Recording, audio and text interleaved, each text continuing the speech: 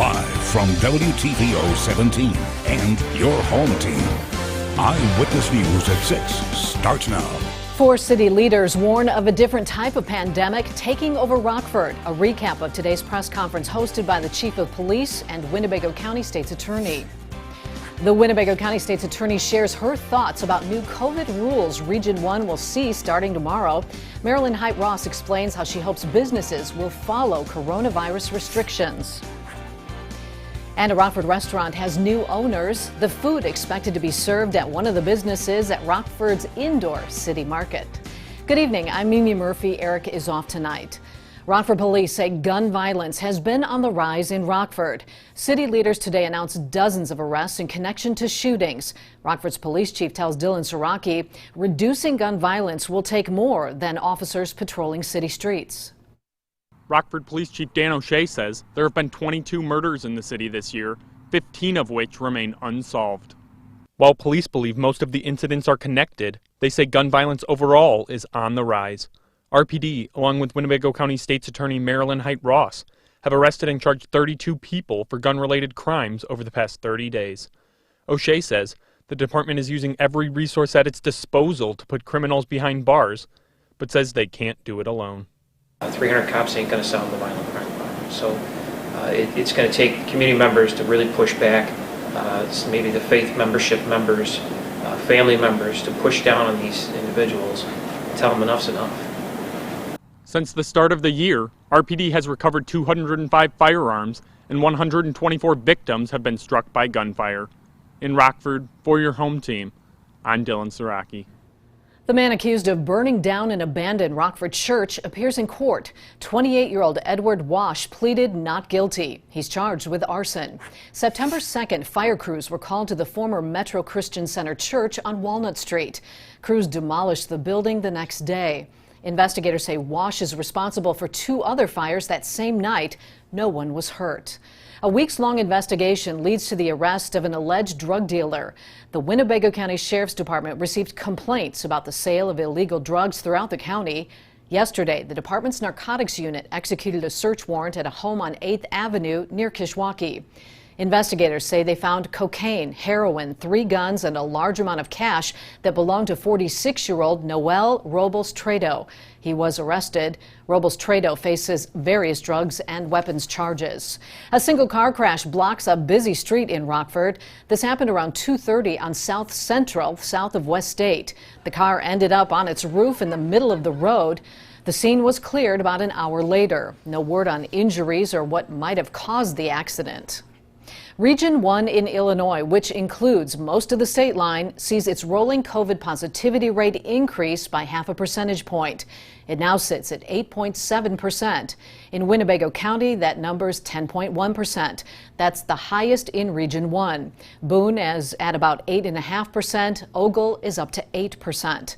IDPH says 28 counties are at warning level for coronavirus. They're all there on your screen. 4 are in the state line. Those are Winnebago, Boone, DeKalb, and Lee counties. Health officials say counties enter warning level when 2 or more COVID risk metrics are met. That can include more than 50 new cases per 100,000 people and weekly hospital admissions. IDPH says some common factors for an increase in these metrics can be associated with gatherings at college parties and bars. The Winnebago County State's Attorney speaks out after the state announced more coronavirus mitigation measures that would take effect tomorrow. Marilyn Height-Ross says she wants to work with business owners so they can continue to bring in revenue. She believes it's best to help owners comply with mitigation measures that do work. That includes wearing masks, social distancing, and putting limits on capacity.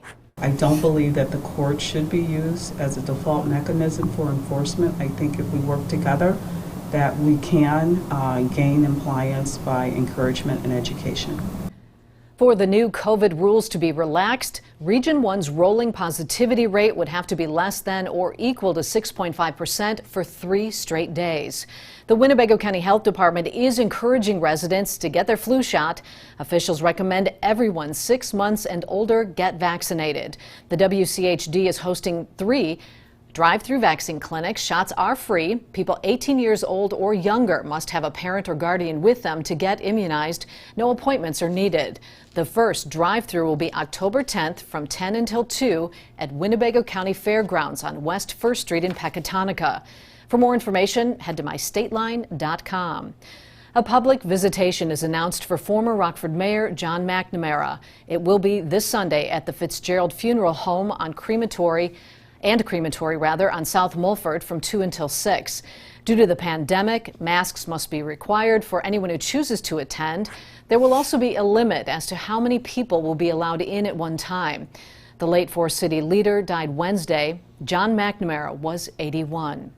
A State Line nonprofit will hold another event to help families struggling to put food on the table. The Northern Illinois Food Bank will host a pop-up market tomorrow at the former Circuit City parking lot in Rockford.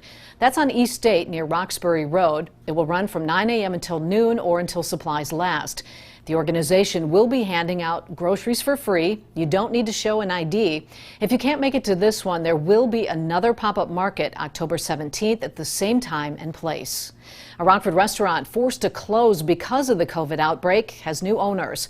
Ronnett's Kitchen, located at the indoor city market, will now be called Guzzle. It will offer Mediterranean food similar to Ronnett's. The new owners are hosting a grand opening. It goes tonight until 7. Ronnett's closed last month. It was the first restaurant to move into indoor city market facility when it opened a little over a year ago. A federal judge extends the deadline for people in the U.S. to fill out the census. It now runs through October 31st. The decision comes after a federal appeals court denied the Trump administration's request to temporarily block an order that extends the 2020 census schedule. A spokeswoman for Illinois Partners for Human Service says it's critical to utilize the extra time. The census is a civic duty we can all take pride in. It brings resources to our neighborhoods and our communities that we rely on for our daily quality of life. For every person we don't count, neighborhoods stand to lose between $1,400 to $1,800 every year for 10 years. You can respond to the census online, over the phone, or by mail. If you're looking for something to do this weekend, a drive-in movie is an option. The Belvedere Park District is hosting another one tonight at Sunstrand Park. Toy Story 4 starts tonight at 7:30. Gates open at 6:45. It's $15 per car to get in. Now your first warm weather forecast with meteorologist Kevin Doon. We saw a fair mix of clouds and sunshine for much of our Friday, but over the past several hours, cloud cover has really filled in here, and now we're seeing some mostly cloudy skies over the Javon Bay Hospital Riverside campus, which we can see using our Mercy Health Sky Tracker. It was pretty cool today, much cooler than normal for this time of year, which is about the upper 60s. We're only at 53 degrees right now in Rockford, 53 in Rochelle, 51 for a current temperature out in Freeport. First dated that our temperatures are actually stuck in the 50s since early last month, and our temperatures actually dipped down into the 30s for an early morning low this morning, dropped down to 39 here in Rockford, all the way down to 34 for a low up in Janesville. Caused a few areas throughout the state lines to actually see a little bit of frost early on this morning. This is the first time this season that our temperatures had dropped into the 30s, which is actually a little bit later than normal for the city of Rockford. Normal first 30 degrees of the season falls on September 24th, but it's come as late as October 20th. At least we didn't see any 30s back in August like they did back in 1915. In fact, over the past 6 years, including this year, we really haven't liked to reach the 30s until at least October. From 2015 all the way through 2020, we haven't seen 30s till at least October, with the exception of 2018 when 30s arrived on September 28th. Now, despite all the cloud cover overhead, we're still not seeing any rain in and around the state line. But if we zoom out, we are keeping an eye on a storm system that's currently brewing out to our west, which will bring us a pretty decent chance for a few showers here and there for the latter part of tomorrow. Now, looking ahead with our future cast, the cloud cover is going to stick with us through the night. However, conditions are going to remain dry through the overnight. Tomorrow morning is just going to be more of the same cloudy conditions with no rain in the forecast. Now, come tomorrow afternoon, particularly later on in the afternoon and even stretching into the evening hours, is when we'll start to see our first sign of a few isolated showers here and there. Now, the possibility for a brief shower is going to last pretty much through the rest of the evening and through the overnight hours. Possibly there's a slight chance that they could stretch into early morning on Sunday as well, but for the most part, part, a lot of the cloud cover is going to clear up through the morning on Sunday, and we should see a good amount of sunshine to wrap up the weekend on Sunday. Here's a little preview of what we can expect for the month of October as a whole. After experiencing just below average temperatures for the month of September, our temperatures are forecast to be above normal overall for the month of October, even though we're kicking things off on a much cooler than normal note. Now, looking at precipitation, after we nearly doubled the normal precipitation this past September, we are forecast to receive below normal precipitation overall for the month of October. The normal amount of snowfall, don't really have to worry about much snow normally in October, only get about 1/10 of an inch. Last year, if you remember, we got a lot more than that when over 4 inches of snow fell last Halloween. Now here's a look at how our normal high temperatures progress through the month. So today, normal high temperature in Rockford is at 69 degrees, drops through the 60s, and by Halloween, the normal high temperature is only in the mid-50s. Now tonight, temperatures will drop into the 30s once again. Could possibly see some more isolated areas of some frost early on tomorrow morning. Tomorrow, we are going to be stuck in the 50s for yet another day, only reaching the middle to upper 50s for a high. Cloud cover is going to stick with us through the entirety of the day, with that chance for a little bit of rain coming on through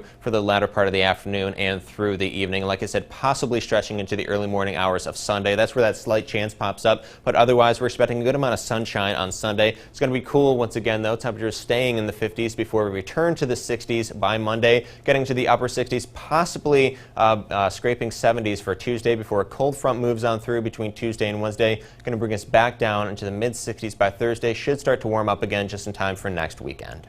Now, the Napleton Sports Desk with Sports Director Scott Lever. It felt like the Cubs needed a bit of an overhaul after they missed the playoffs last season. Well, they changed managers a little else. Theo Epstein and Jed Hoyer certainly can't stand pat now after the Cubs got swept out of the wild card round by the Marlins today. If you didn't know who Sixto Sanchez was, well, you probably do now. The young Marlins starter struck out 6 Cubs in 5 shutout innings. The Cubs' best scoring opportunity came here in the 4th. 2 on for Jason Hayward. That ball bounds into right. Wilson Contreras rounds third and heads for home, but he is just gunned down by Matt Joyce. Yu Darvish held the Marlins off the board until the 7th inning. Garrett Cooper wins this battle.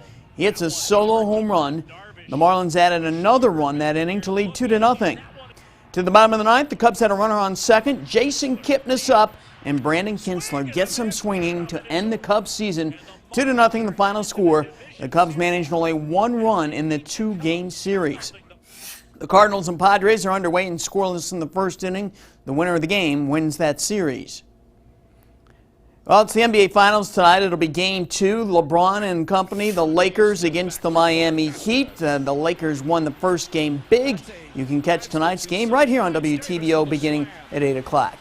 Well, the Bears step up in competition Sunday when they face the Colts. So will that mean an end to their perfect start to the season?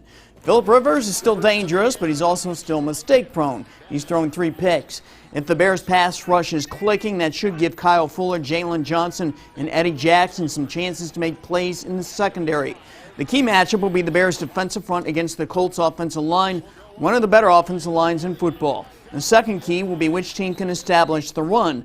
The Colts would love to do that with former Badger Jonathan Taylor. And the Bears want to get David Montgomery in the ground game going so Nick Foles doesn't feel like he has to carry the offense. I'm really torn with this pick, but I'm going with the Bears. This is the game where the defense rises up and gets it done. And Foles won't be great, but he'll be more than solid. I see the Bears winning this game 24-17. Monday night, the Packers host the winless Falcons. The story of this game is the banged-up receivers, Julio Jones and Calvin Ridley for the Falcons, and Devontae Adams and Alan Lazard for the Packers. As of now, Lazard is the only one who's been ruled out for the game. The best news I have for the Falcons is they won't choke in the 4th quarter of this game because they won't be leading. The Packers are too good, and the Packers beating the Falcons 34-17. David Greenberg and I have another episode of our high school sports show Overtime ready to go tonight. We'll feature Stillman Valley quarterback Chad Gehrig, now trying his hand at golf. And we'll look back at Byron's 1999 state championship football team.